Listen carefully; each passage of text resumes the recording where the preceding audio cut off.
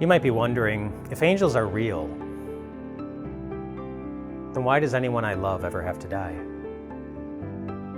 I told you previously about a friend of mine who was in a car accident, and they lived, and they continue to live with the ripple effects of that accident for their life. But around the same time in my life, while I was in high school, a friend of mine had an older brother whose life was full of promise, gifted, mature, just a wonderful young man who was involved in a rollover accident, and he didn't live, he died.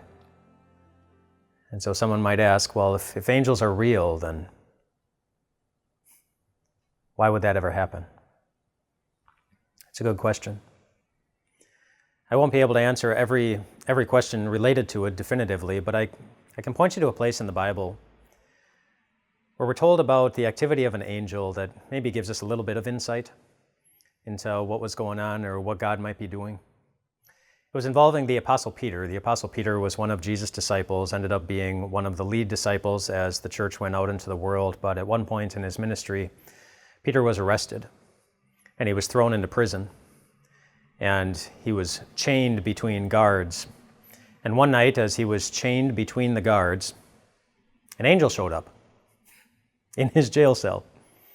And he said, "Come on, Peter, let's go."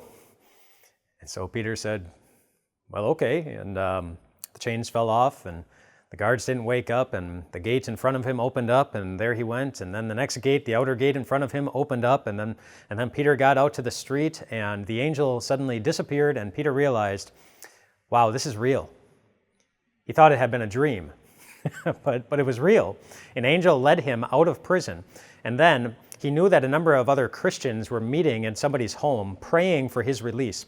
And so he went to the house and he knocked on the door, and they sent one of the servant girls to the door to see who it was, because they were afraid that the authorities who put Peter into prison were also going to come for them. And so they send the servant girl, which seems to be a not very kind thing to do to the servant girl. But anyway, she goes and she opens up, she can a way so that she can see through the door and see who it is. And she sees that it's Peter, and she's so excited that she leaves Peter at the door, goes in, and tells everyone, "Well, it's Peter. Peter's alive." And they say, "No, he's not." They're like, "Peter's in prison at the very, very least." And she says, "No, it's really Peter." And so they all go and they check it out, and sure enough, Peter has escaped from prison. He's alive. He tells them the story about the angel, and it's just it's incredibly fascinating. An angel helped him escape from prison. Do you know what happened just before he was in prison? A disciple named James was also arrested, and he was killed. He died.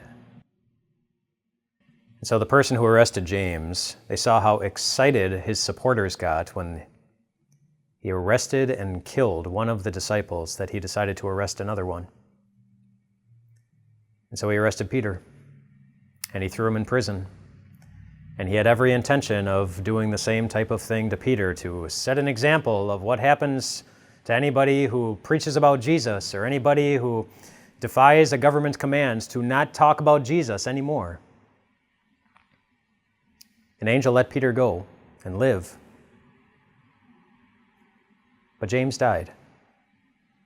And Peter knew that. When he looked his friends in the eyes, and he said this. After he was at their house, he said, "Now I know without a doubt that the Lord has sent his angel and rescued me from Herod's clutches and from everything the Jewish people were hoping would happen." And that last phrase is really key, because you have to ask yourself, what were their enemies hoping would happen? They were hoping that the God that they believed in would not be able to rescue Peter. They were hoping that the God that they confess would be powerless to be there for his disciples. An angel showed Peter and Herod, the guy who arrested him, and all of their enemies that was not the case. And if you wonder, well, what happened with the other disciple then? How does that show that the enemies won't win in the end? Well, then you go to another place in the Bible where angels showed up. It was the day after somebody else had died, or actually on the third day after somebody else had died. On a Friday, Jesus himself, the Son of God, died. The angels didn't stop that from happening either. But then on the third day, on a Sunday morning, as Peter and some of the other disciples went to the place where Jesus was buried, they didn't find Jesus. Instead, they found some angels who looked at them and said, "The dead guy you're looking for, he's risen. He's more powerful even than death." The angels don't always stop death from happening. And it hurts every time we go through it. Every time. But neither could the enemies of the church, neither could God's enemies stop Jesus from showing that he was more powerful even than death. And that's why God sends the angels, to point us to him, so that we can find our comfort, so that we can find our life, so that we can find our hope in life and even in death. Do you struggle to find time to connect with God? Well, click here to subscribe to our daily email. We'll make sure that you hear about God's promises, his love, and his amazing word.